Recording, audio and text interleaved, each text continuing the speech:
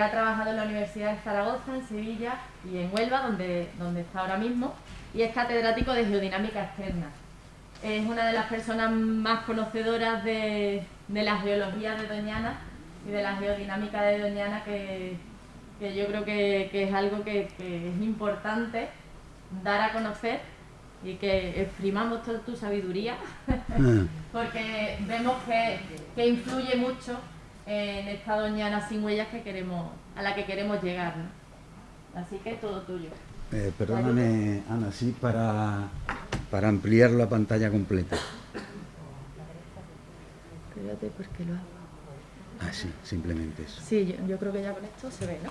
Simplemente eso, sí. Pues,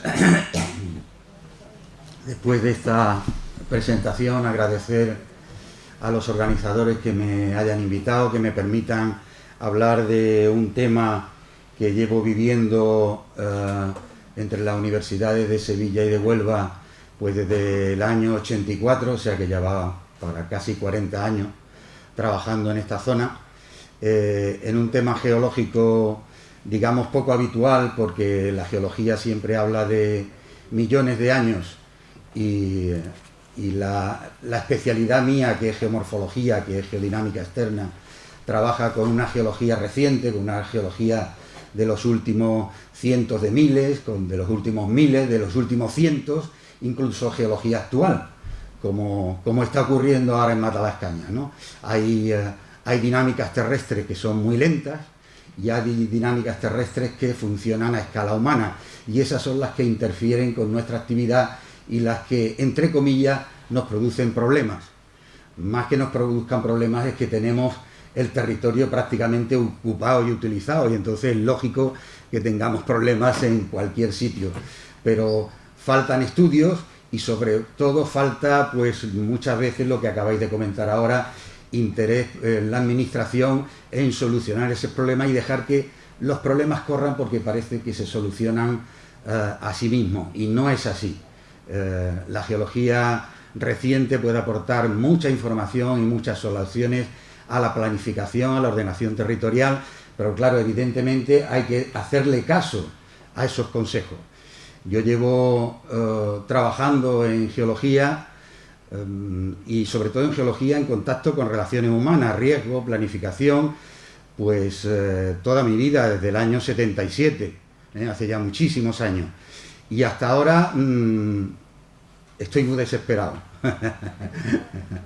Soy una persona comunicativa que trata de gestionar, de ponerse en contacto con las administraciones, y llevo más de 40 años bastante desesperado. Así que desde hace ya algún tiempo me dedico exclusivamente a investigar, a difundir mis conocimientos, a impartir mi docencia y, bueno, que vaya rodando la vida. Empecé a trabajar con una pluma estilográfica y ahora pues estamos con portátiles, con tablets y con todas estas cosas, así que he pasado por un recorrido muy largo y conozco muy bien toda esta problemática que estáis planteando y, bueno, soy algo escéptico. El ser humano es escéptico, me apoyo más en la ciencia y en la naturaleza en la que creo.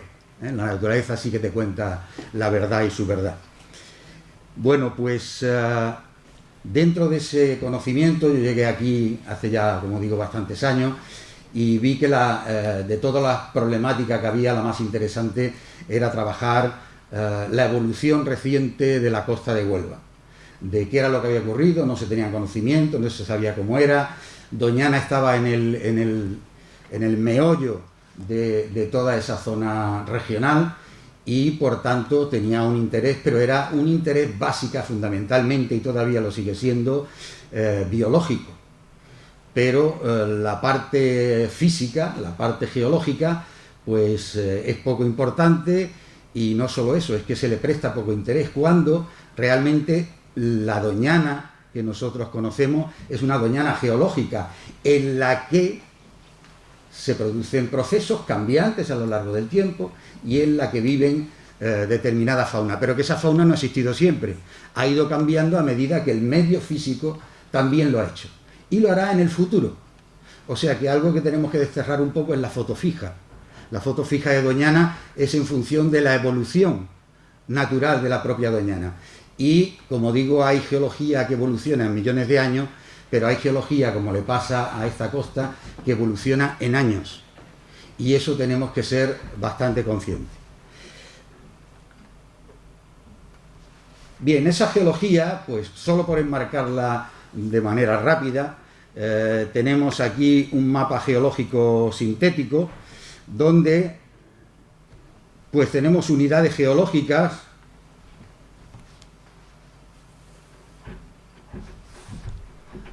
en esta zona. Sería un poco en el extremo de Cádiz, sería la cordillera bética aflorante. Después, en el centro, la depresión del Guadalquivir, que son unos materiales más blandos, donde estaría enclavada Doñana. Y después, hacia el norte, pues Sierra Morena, con unas rocas muy antiguas, muy resistentes, y ahí entre medio de esos dos grandes bloques, un gran bloque activo, que sería la cordillera bética, que todavía está activa, está viva, hay terremotos. África está empujando y empuja, haciendo que avance hacia el norte, noroeste, la cordillera bética, y eso provoca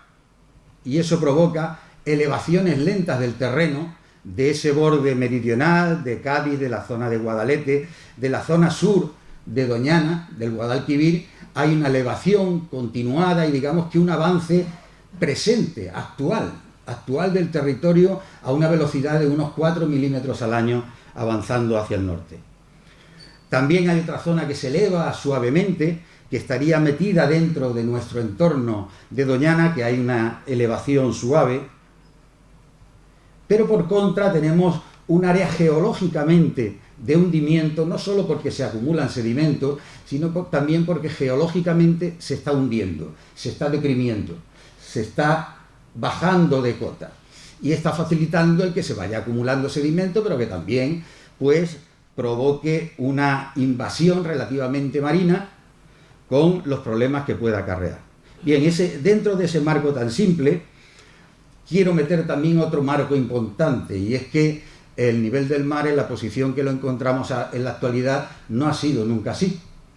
Pero no ha sido nunca así, no desde el punto de vista geológico, sino desde el punto de vista reciente. De hecho, no es que sea la posición normal, es que es la más anormal de la historia de la Tierra. La situación del nivel del mar actual, a lo largo de los 2 últimos millones de años, solo ha sido el 10% del tiempo.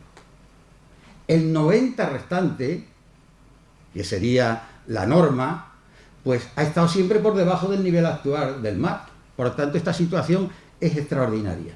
Y esa situación extraordinaria, ¿desde la cuándo la tenemos?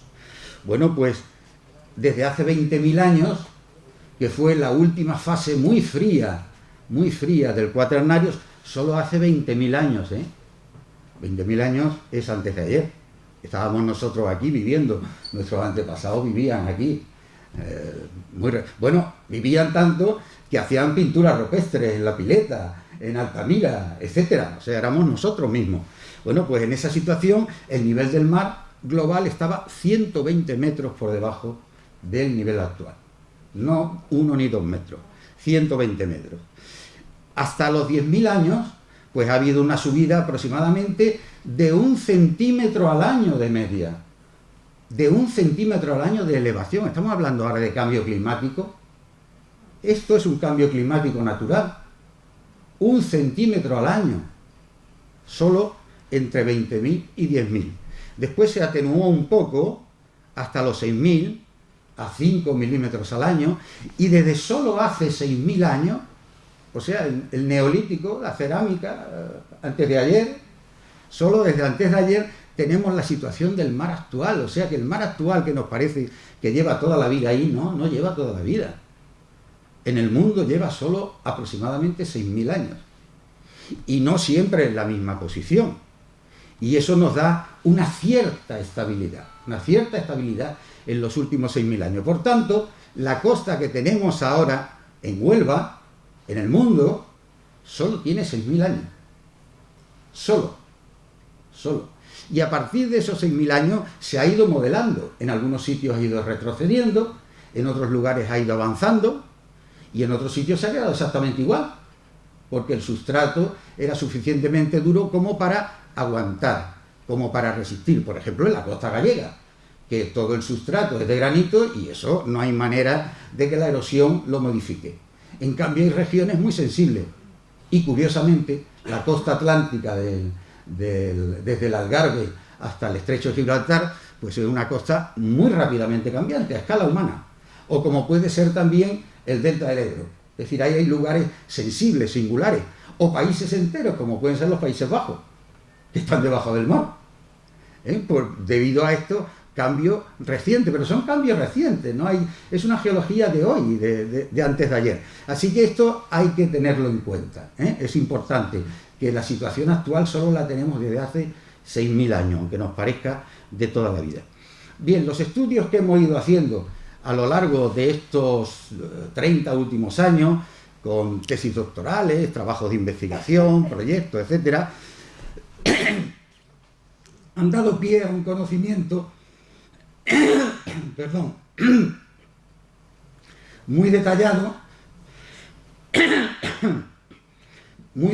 pero al mismo tiempo nos permite hacer una síntesis. Lo que yo os muestro aquí es una síntesis de cómo sería la costa de Huelva, una costa muy cambiante. Yo creo que es la más cambiante de toda la península ibérica, la más cambiante. Por tanto, no nos tenemos que asustar porque de pronto una tormenta haga en Matalascaña que la costa retroceda 30 metros.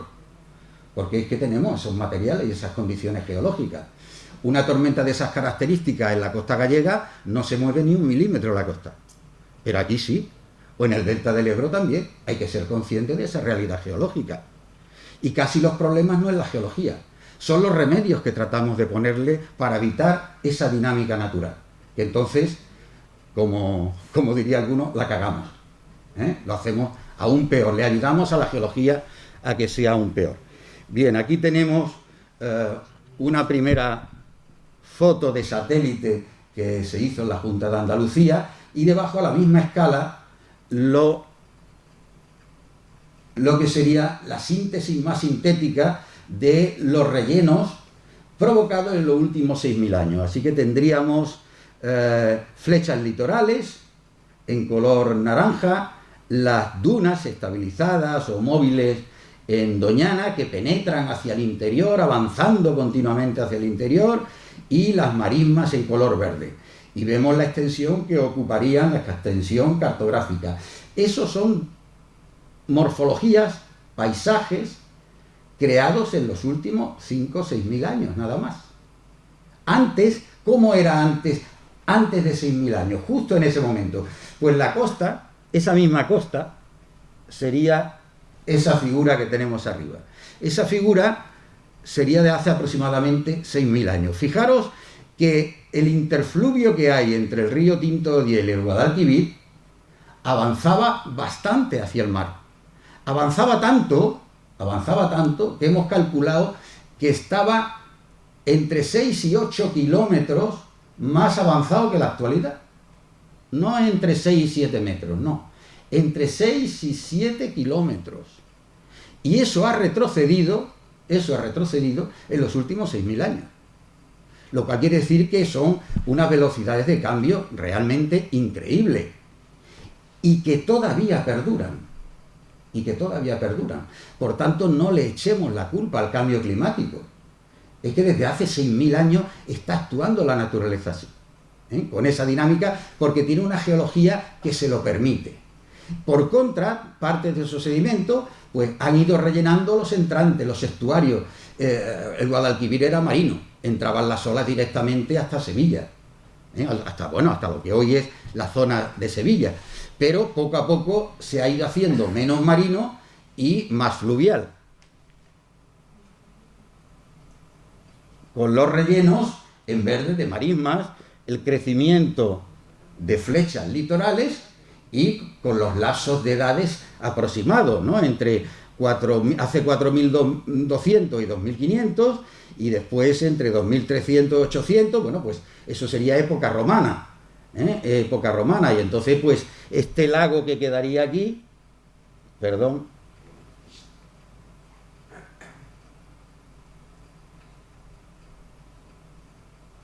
esa desembocadura del Guadalquivir con esa laguna interior, pues sería el lago Román de la época. Eso era una doñana más marina que la actual. Era otra doñana, es una doñana, una paleodoñana que ha ido evolucionando en el tiempo, ha ido cambiando en el tiempo. Y así lo hará en el futuro. Y es algo que tenemos que asumir. Es algo que tenemos que asumir. Bien, esto es un mono que construimos para mostrarlo de lo que sería la evolución rápida durante esos últimos 5 o 6.000 años. Aquí tenemos el crecimiento hace 5.500 años del inicio de la flecha de Doñana. Lo voy a ir pasando rápido. Determinados eventos de subida del nivel del mar o de grandes tormentas o de tsunamis incluso, entre 5.400 o 5.200, que rompen la primera flecha de Doñana y crean barreras interiores, crean cordones interiores, tanto de arena, transversales al crecimiento de la línea de costa, y que son o de arenas o de conchas, pero que ponen en evidencia eventos de alta energía, ¿no? Continúa el crecimiento, 4.200 años, nueva ruptura con acumulación de otras playas en el interior de ese gran entrante marino, continúa el crecimiento, nuevas rupturas con las edades por debajo de cuando sería, hace 3.900, 3.700. Aquí ya empieza a aparecer de verdad la flecha de Doñana, hace 3.700, 2.400, pues la edad del bronce. Los señores del bronce andaban por ahí, en esa zona, en esa flecha, cazando y pescando en esa zona. Pero no era la Doñana actual, no era la Doñana actual. Nuevos eventos de terremotos, de tsunami, este sí, hace 2.200 años, y vendría ya la época romana, con un cierre por el crecimiento ya llamativo de la flecha de Doñana, con un lagún interior, desarrollo mayor de las marismas, y podemos decir que la Doñana actual, esa idílica que tenemos en la cabeza, que nos gustaría que perdurara en el tiempo, sería esta. 1.000 años. La Doñana actual, la que nos gusta, solo tiene 1.000 años. Solo. Pero tiene, desde 1.000 años en adelante, tiene una fase evolutiva natural, a la cual le hemos ayudado, evidentemente. Y la hemos ayudado para seguir deteriorando ese medio ambiente y para seguirlo colmatando y convirtiendo cada vez más en continental y en menos marino. Y en menos marino. Esta es el mono, el dibujo actual, siguiendo las pautas. O sea, fijaros el cambio que ha habido desde solo hace 6.000 años hasta la actualidad. Así que la Doñana actual, con esa configuración, pues solo tiene 1.000 años. Bien, dentro de esa línea de costa, dentro de esa pauta de evolución tan simple, tenemos también algo que descubrimos a medida que hacíamos estas cartografías, y es que nos dimos cuenta que habían ocurrido eventos de alta energía, cosas que rompían el crecimiento normal de las flechas litorales. Y nos dimos cuenta que podían ser maremotos, tsunamis. Y entre ellos, pues tenemos la evidencia del de Lisboa, de 1755, y empezamos a estudiarlo. Estudiamos qué efecto había producido en la costa, qué cambios había provocado y qué es lo que había pasado. Y esto es una reconstrucción no publicada todavía, de el efecto que produjo en Cádiz. Hemos calculado la dirección exacta de llegada, como veis, 295 grados, o sea, de casi del oeste, oeste-noroeste, en Cádiz. La altura de la ola que llegó justo en el frente, allí en la playa, que fue de 6 metros, en la parte trasera 3,5, en la zona interior de marismas la altura llegó solo a 2,5, pero curiosamente en la desembocadura del Guadalete alcanzó 8 metros, porque coincidió con además fuertes precipitaciones y por tanto una avalancha fluvial, una avalancha de agua que se mezcló con la llegada del tsunami. Y ahí en la zona de la desembocadura del Guadalete, pues la elevación fue hasta 8 metros.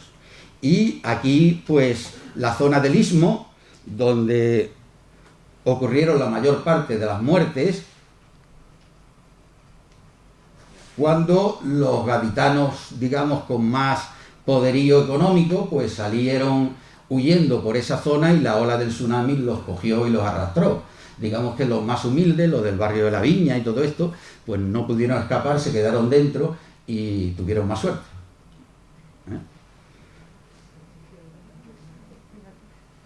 Bien, pues uno de esos evidencias de tsunami pasado que han afectado la morfología de Doñana, esto es Doñana, esta es la desembocadura de Doñana, fue un tsunami que tenemos detectado justo al final de las guerras púnicas, en el tránsito a la ocupación romana. Aquí es cuando empezaron los romanos a ocupar el sur de la península, porque le habían ganado a los púnicos, evidentemente, el territorio. Y esto fue hace aproximadamente, no lo tenemos fechado exacto, pero en torno a 200-220 a.C. Así que tenemos una configuración de la desembocadura justo antes del 200 a.C.,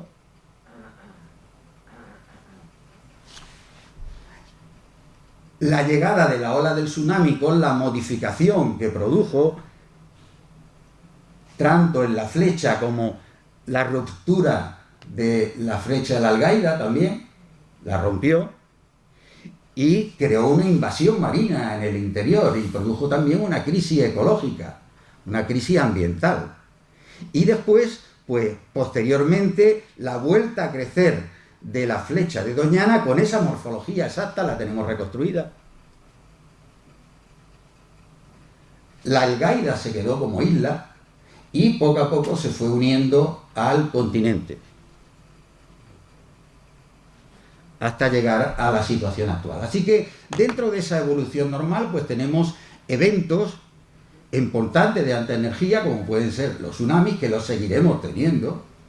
Lo que pasa es que en un periodo de recurrencia relativamente largo. Es posible que los que estemos aquí no veamos ninguno, pero es posible que sí. Los que vivían en 1755 no se lo esperaban y les tocó. Y también por momentos de subida del nivel del mar extraordinaria o grandes tormentas, simplemente grandes tormentas. Sabéis que tenemos periodos cíclicos de más calma y de más actividad de tormenta. En ese sentido, pues hemos hecho trabajo no financiado, hablando de lo de la administración, no financiado, sino por nuestra cuenta, como trabajo de desarrollo e investigación de alumnos, de trabajo fin de grado, de máster, etcétera, de vulnerabilidad de la costa de los asentamientos costeros. Y entre ellos, pues uno de los que más podría verse afectado en caso de un tsunami, pues sería Punta Umbría. Entonces hemos hecho aquí una calificación, que no está publicada, de la vulnerabilidad desde muy alta en rojo de cada uno de los edificios de la población de Punta Umbría. Estamos haciendo de otras, pero bueno, es una aportación.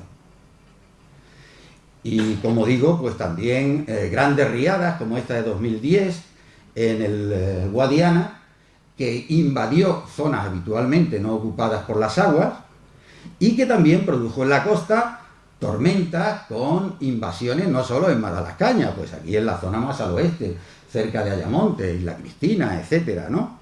Punta Umbría, y es una costa muy inestable. O sea, estos son sedimentos, esto es una costa, una llanura costera que los geólogos le llamaban con un término inglés de bypass, de bypassing. Son depósitos que están de paso, parece que están ahí toda la vida, pero no, es un almacén que está disponible por la naturaleza para llevárselo cuando lo necesita. Y claro, nosotros no lo sabemos y construimos encima. Y cuando llega el momento, con la naturaleza lo reclama, simplemente, no pasa nada, ¿no? No pasa nada.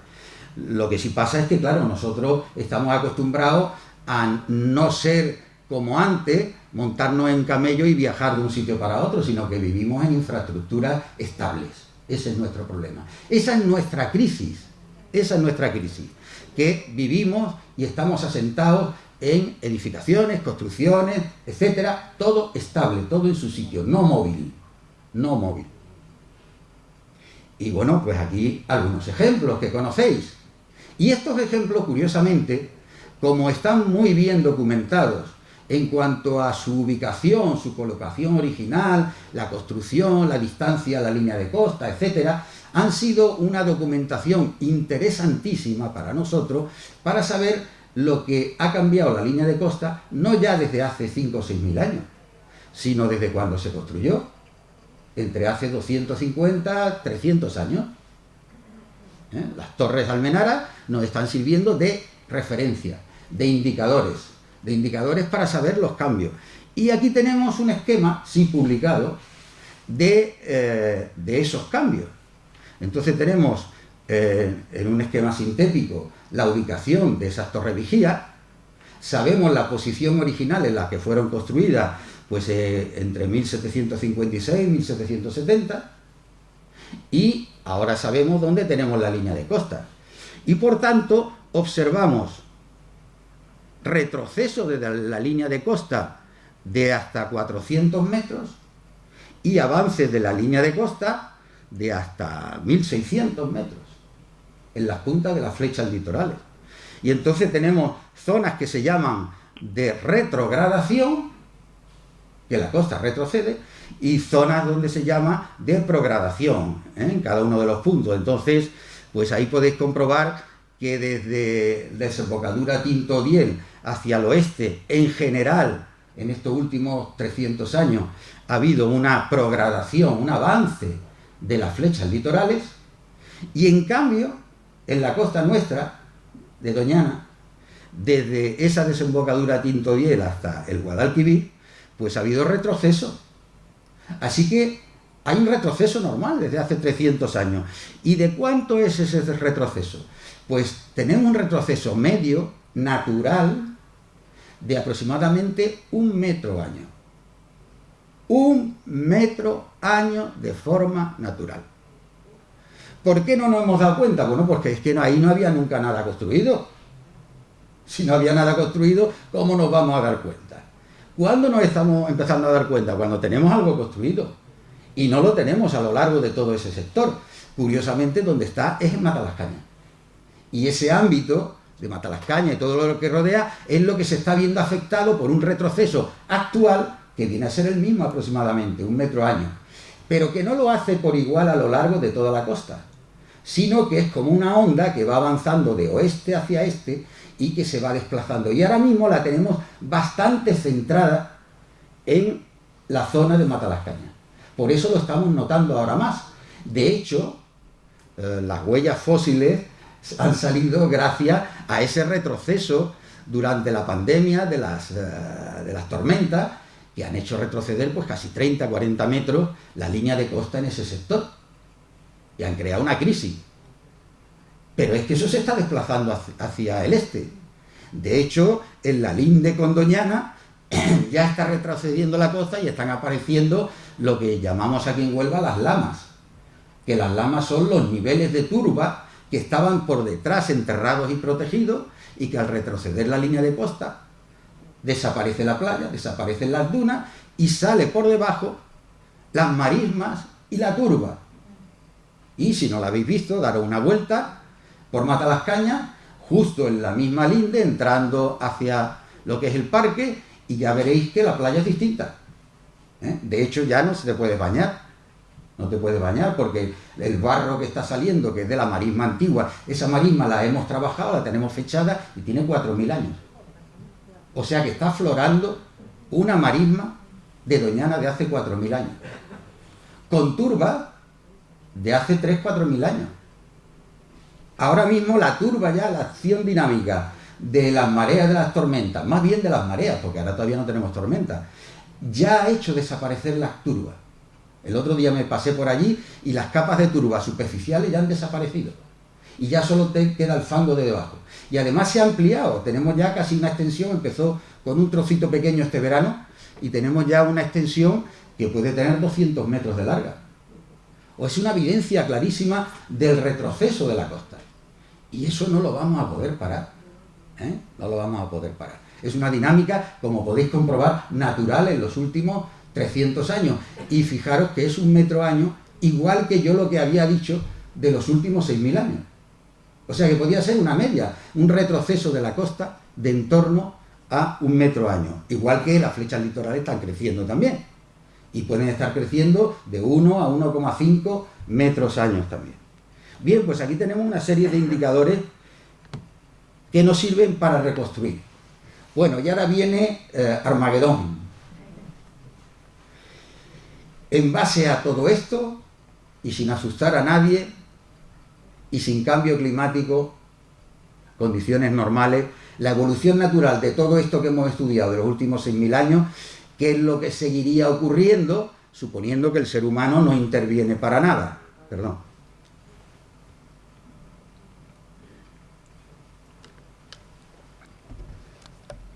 Bueno, pues si no interviene para nada, el resumen es que tenemos una escasa incidencia de la dinámica marina y una desembocadura fluvial dominada por las mareas, exclusivamente. Las mareas solo tendrían influencia en la desembocadura. Seguiría el retroceso costero de 1 a 2 metros años, se generarían o reactivarían dunas litorales que migrarían, igual que las que vemos ahora migrar hacia el interior de la marisma, pues migrarían hacia el interior, sobre las marismas continuaría esa dinámica de avance hacia el continente, seguirían creciendo las flechas litorales en la desembocadura, como la de Doñana, con velocidades, como digo, de 1 a 2 metros año. ¿Y eso qué podría provocar? Pues cierre de bocanas. Por ejemplo, Punta Umbría. Por ejemplo, el Rompido. La flecha del Rompido se está cerrando ya prácticamente. Pero es que también la flecha de Doñana va a tender a cerrarse. Lo que pasa es que tiene el gran pulmón del río Guadalquivir que necesita mareas entrantes y salientes. Y no lo va a permitir, pero sí va a rebajar lo que es el calado, lo que tal. Y cuando hay un rebaje de calado, ¿qué hacemos nosotros? Tragar, modificar. O sea, esto permanentemente va a ser una lucha, una pelea contra la naturaleza, que es esta. Esta es la dinámica que nos vamos a encontrar ahora. Reducción, desaparición de zonas húmedas. Ojo a los ecologistas. Reducción, desaparición de manera natural de zonas húmedas. Avance del medio fluvial sobre el marino, con indicio de delta en la desembocadura. O sea, la flecha litoral, por ejemplo, de Doñana, va a tender a conformar un delta submarino, que tratará de emerger en la medida que pueda, tratando de formar un delta, pues igual que el delta del Ebro. Parecido. Esa es la tendencia natural, nos guste o no nos guste. Y, por tanto, llegaremos a una continentalización de la llanura. Doñana se va a continentalizar. Va a ser dominantemente cubierta de dunas. Tendremos un enorme campo de dunas, con determinadas zonas húmedas que poco a poco se irán desapareciendo. ¿Qué es lo que ocurriría ahora si le incluimos cambio climático, ascenso del nivel del mar de X centímetros, X metros? Pues la previsión del panel optimista, 0,5 metros de media mundial. Y el más pesimista, pues 1 metro. Hay algunos que son súper pesimistas y dicen 2 metros. Eso no se puede saber. Pero si tenemos un ascenso del nivel del mar, del tipo que sea, pues tenemos de nuevo una influencia del medio marino sobre el fluvial. El mar va a pelear por entrar dentro de Doñana, por entrar dentro de los estuarios, y pasaremos de pronto de un medio de agua dulce a un agua salobre, y un medio dominado por las olas. Las olas empezarán a hacer su trabajo, que ya lo están haciendo en Matalascaña. Las olas y las mareas están haciendo su trabajo. Entonces tendremos en negrita dramático retroceso costero con ruptura y desaparición de flechas litorales. Ahora ocurrirá al revés, las flechas litorales se partirán. El Rompido se partirá por varios sitios. Y así ocurrirá con varias de las flechas litorales. Y entonces lo que se forman son islas barreras, no flechas litorales, sino se forman islas barreras parecido a lo que tenemos, por ejemplo, en el Algarve, que son islas alargadas, ese tipo de costa. La marisma se inundará y se formarán playas en el interior, playas de arena en el interior de Doñana, avanzará dentro de Doñana, marcadísimo retroceso de los acantilados, o sea, en condiciones normales retrocede 1 metro año, aquí puede llegar a retroceder hasta 5 o 10 metros año. No nos asustemos, de 5 a 10 metros año. Migración del continente con frentes dunares, porque cuando rompemos el acantilado hacemos que rápidamente las dunas migren hacia el interior. Vamos, es como si le prendiéramos fuego, salen hacia el interior disparadas. Y entonces avanzan a mayor velocidad enarenando las marismas, montándose encima de las marismas a mayor velocidad. Y, como digo, un paisaje final de una costa de islas barreras con muchos bajíos, bajos, etcétera.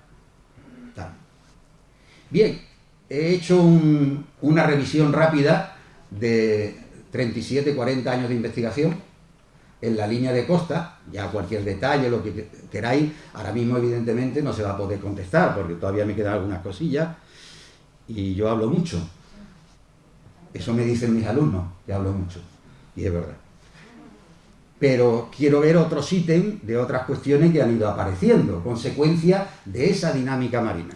Pero vamos, yo me pongo a vuestra disposición para que me preguntéis de la manera que sea, correo electrónico, etcétera, lo que queráis. Yo estoy en la Universidad de Huelva y mi correo lo puede pasar ella y contesto cualquier cosa, cualquier duda que queráis. Aparte que yo estoy en permanente contacto con doña Ana. Bien, consecuencia de ese retroceso marino tan llamativo que hemos tenido en la costa al oeste de Matalascaña, 1,5 km, 2 kilómetros, pues ha aparecido algo que llevábamos 40 años buscando. Porque, a propósito de esto, yo también he estado trabajando en lugares singulares de evolución reciente con humanos. Y yo tengo un proyecto con los gibraltareños trabajando en Gibraltar. Y es la cuna de los neandertales, aunque no nos lo creamos. Tenemos en España, en Andalucía sobre todo, afloramientos tan buenos como Gibraltar, pero como allí los cuidan y nosotros no los cuidamos, perdón que lo diga con esa crudeza, pero digamos que mi edad me lo permite y mi experiencia, pues algunos periodistas alguna vez me lo han preguntado, y estos descubrimientos tan emocionantes en Gibraltar, tan novedosos, ¿aquí los tenemos también? Digo, claro que los tenemos igual. Lo que pasa es que lo que pasa, y ya de ahí no paso. Lo que pasa es lo que pasa. Y allí es un territorio chiquitito que lo cuidan y lo miman, con perdón, y en el resto, pues como tenemos tanto y todo el monte de orégano, pues ya está.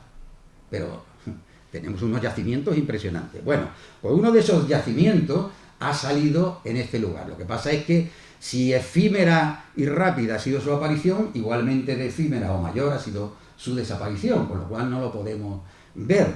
Pero nos dio tiempo, a pesar de la pandemia, y gracias a esa experiencia, a poder movilizar a mi equipo, a mi gente, a mis amigos, a mis colaboradores, a gente con la que no había colaborado, de manera que se ha formado un equipo interdisciplinar bestial en días y en pandemia, por detrás de la administración, evidentemente, para poder movernos y hacer el trabajo, porque en 2 días esto desaparecía. Y desapareció.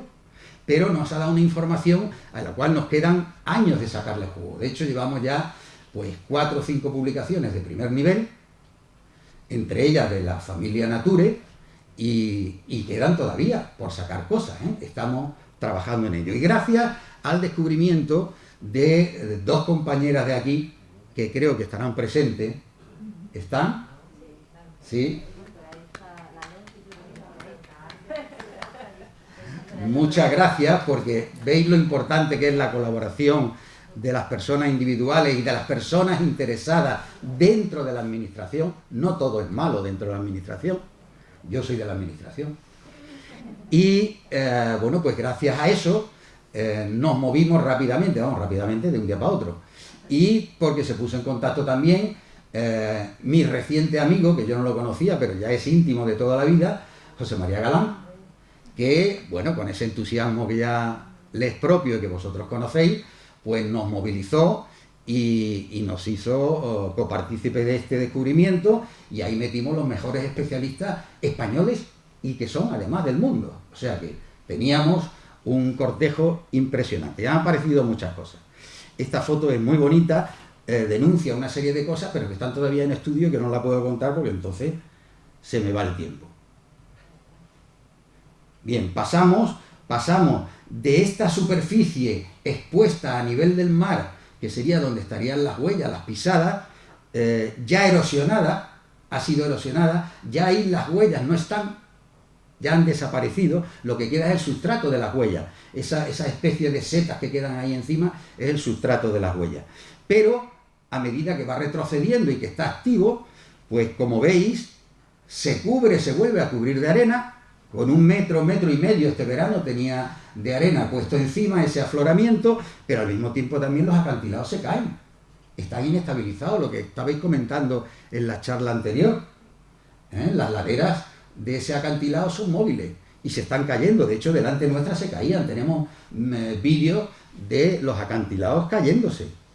Y después, cuando llega la marea alta o la siguiente tormenta, ya se encarga como un bulldozer de llevárselo y seguir haciendo retroceder la costa. Bien, este es el sector al oeste, desde el punto rojo hacia la izquierda, el recuadro amarillo, que hasta ahora ha estado aflorante y, como digo, ahora está tapado y desaparecido también, desaparecido primero y después oculto, y que nos ha aportado esa enorme información. Aquí vemos las consecuencias que ya conocéis del retroceso del acantilado. Esas fotos son ya de hace unos años. Es que es continuo, claro. Y la aparición de las huellas. La aparición de las huellas. Entonces, pues se hicieron moldes, se recogieron algunas que se podían recoger, la mayoría estaban en un sustrato duro pero semiblando, de manera que trataba de sacar y no salían. Se hicieron fotos, escáneres, se ha hecho muchas cosas, todas las que hemos podido, para tratar de mantener un registro de alguna manera que nos permitiera poder investigarla después en laboratorio con más detalle.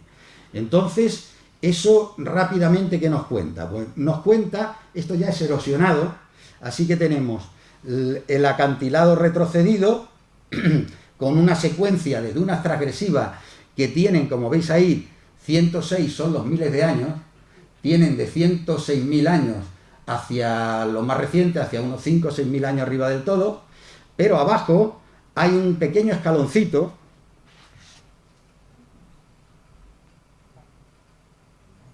ese escaloncito es donde están o estarían las huellas. Fijaros que ya ha retrocedido y ha desaparecido. Y los estamos datando ahora, nos hemos gastado un dinero, estamos datándolo, y puede estar en torno a unos 120.000 años, 130.000 años, la edad de las huellas, la edad de la base de las huellas. Y compondrían pues un suelo rojo, que serían una reliquia de una laguna, igual que las que hay ahora en Doñana de agua dulce, y encima de eso estarían las huellas. O sea que el fondo de una laguna es el que ha conservado las huellas de toda la fauna que en ese momento o pasaba por allí, o iba a beber, o iba a alimentarse, puesto que sería un cazadero. Claro, si van herbívoros, pues los carnívoros también irían por allí.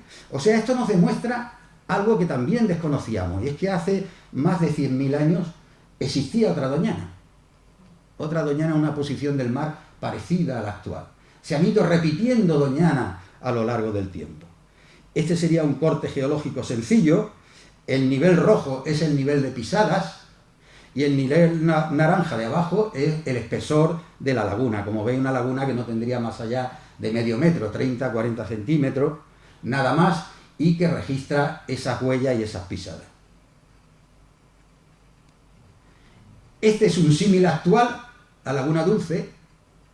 La Laguna Dulce, fijaros que tiene ese enrojecimiento de óxidos de hierro, exactamente igual que el afloramiento de 120.000 años de las huellas, exactamente igual. Incluso tiene huellas.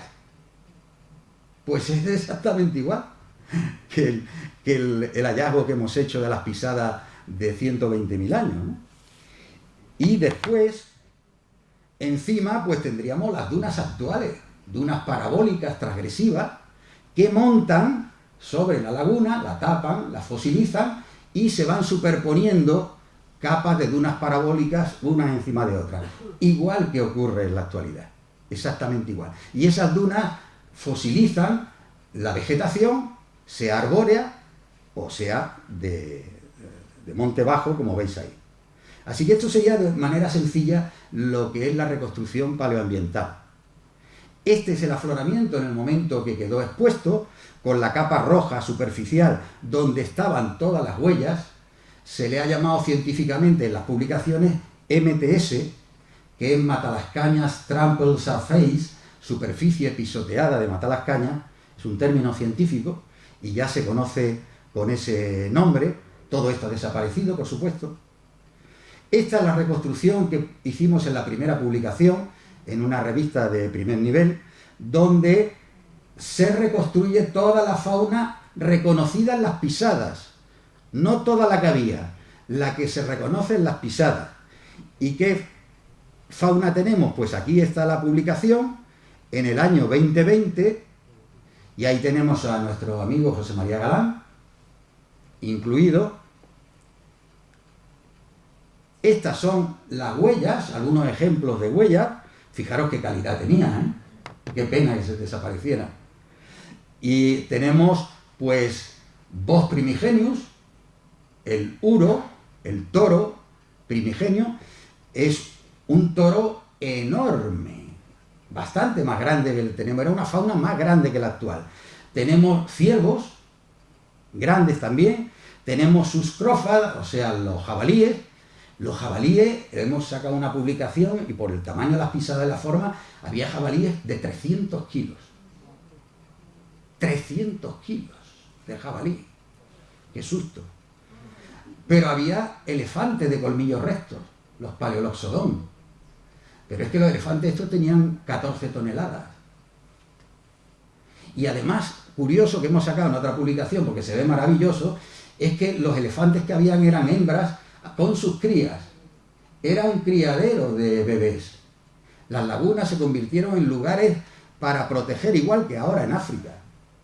Lugares para proteger y para criar a los bebés, eran criaderos de bebés. Y de vez en cuando venían un macho. Y se ven las pisadas de los machos. O sea, es que ha sido un afloramiento único, desgraciadamente, qué pena. Y los machos eran de un tamaño impresionante. O sea, podían llegar a 20 toneladas, cosas así. Bien, pues aquí tenemos distintas huellas y pisadas. Tenemos también lobos, Canis lupus, y aves acuáticas. Han quedado hasta las marcas de aves acuáticas. Tenemos 3 tipos diferentes de aves acuáticas, que esto está por estudiar todavía. Esto no lo tenemos publicado y está por estudiar. Por eso digo que quedan bastantes publicaciones. Aquí veis, por ejemplo, la del lobo arriba y la de las aves abajo. Y arriba a la izquierda, los elefantes. Veis que hay huellas mayores y huellas menores. Más grandes y más chicas, pues las mamás y sus bebés. Además, los bebés iban pegaditos a las mamás. Esta es la publicación que han ido saliendo poco a poco. Esta es la del jabalí. La del jabalí, que tiene el nombre de José María Galán, Galanis, Suidignos galanis. Es una especie única, actual, o sea, es una novedad igual que Galán. Y esto es un dibujo, reproducción de ese jabalí de 300 kilos que ha hecho Galán. Es un señor acojonante, con perdón. Bueno, pues y la comparación con los jabalíes de arriba actuales y las huellas y las pisadas. Y esta es otra publicación, la más reciente que hemos sacado, de los elefantes de colmillo recto y la novedad, en cohabitación con humanos. Los humanos de hace 120.000 años eran neandertales. Así que tenemos un cazadero de neandertales que cazaban elefantes. Aquí está reproducción del Paleoloxodon con su bebé, las pisadas y las huellas de humanos. Y además en un tracking, en un seguimiento. 3 pisadas seguidas, no huellas sueltas, sino un seguimiento de huellas. Todo dentro del mismo nivel. Esta es una reproducción yo soy codirector de los trabajos en Gibraltar y entonces traigo aquí a colación los restos de esos neandertales. Esto es una reproducción real de los 2 cráneos encontrados allí en Gibraltar. El primero que se encontró en el mundo, el de la cantera de Forbes, el de arriba, en 1848, y abajo el de la Torre del Diablo en 1926. Y es un niño, es el niño que está abajo. Es una reproducción real, esa es la mamá real con el niño real. Es fantástico, está hecho por unos artistas de hace simplemente un par de años. Esto está en el Museo Gibraltar. Y estos eran los neandertales que andaban por aquí. Esta es la extensión de los neandertales, donde vivieron con una reproducción de los principales afloramientos. Fijaros que es Eurasia, y vivieron desde hace 300.000 años hasta hace solo 30.000. Nosotros, los humanos modernos, no somos europeos. Los europeos eran los neandertales. Nosotros somos los emigrantes. Nosotros somos los migrantes. Nosotros fuimos ocupando de alguna manera, puede que bélica o no bélica, o porque nos mezclamos. De hecho, llegamos a tener hasta un 4% del ADN neandertal, o sea que el neandertal no es desaparecido, está aquí en esta sala. Tenemos hasta un 4% y sobre todo la parte occidental de Europa, o sea, nosotros. Y pues vivieron en Europa. Nosotros llegamos después. Nosotros llegamos hace solo 40.000 años. Solo 40.000 años llevamos en Europa viviendo. Ellos llevan desde hace 300.000. Esta es la extensión en negro de, termino rápido, de los bioclimas, y en esa zona costera negra serían los últimos refugios. Estos son afloramientos, yacimientos con los últimos hábitats de neandertales, entre ellos Gibraltar y Doñana en negro, y estarían relacionados. De hecho, Gibraltar ahora mismo es una roca, pero si hacemos bajar el nivel del mar, tenía alrededor de ella, de Gibraltar, un Doñana, y lo tenemos registrado. Y las cuevas están rellenas de dunas como las de Doñana, y donde están los restos humanos son dunas como las de Doñana. Por tanto, hacemos un símil en el trabajo y nos sirve para hacer reconstrucciones. Así que Doñana ha sido el paisaje que dominaba con el nivel del mar más bajo. Ahora mismo es una reliquia. Es una reliquia, las dunas de Doñana, pero ese ha sido el paisaje habitual de todas las costas del mundo. De todas las costas del mundo. Y estas han sido las temperaturas y el clima de aquella época. Era un refugio. En azul están las temperaturas y las precipitaciones de hoy, y en negro de esa época. Fijaros que son casi iguales. O sea que esto ha sido siempre la Costa del Sol, o la Costa de la Luz, ha sido toda la vida de Dios. De hace 100.000 años, 200.000 años, ha sido siempre lo mismo. Y bueno, esto es un resumen que ponía aquí del sur de la península como refugio de los últimos neandertales, que no lo voy a poner porque no da tiempo. Y bueno, pues muchísimas gracias.